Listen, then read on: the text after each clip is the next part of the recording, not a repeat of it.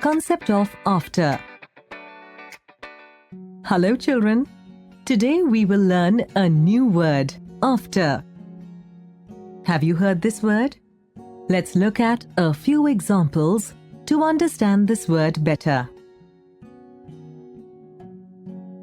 Can you find the cup? The cup is after the plate. Now, where is the green ball? The green ball is after the brown ball. Look at these letters here. K comes after J. What about Z? Z comes after Y.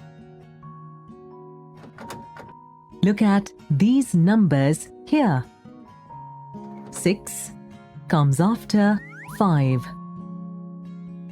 Now, look at these numbers. 9 comes after 8. Hope you now know what the word after means.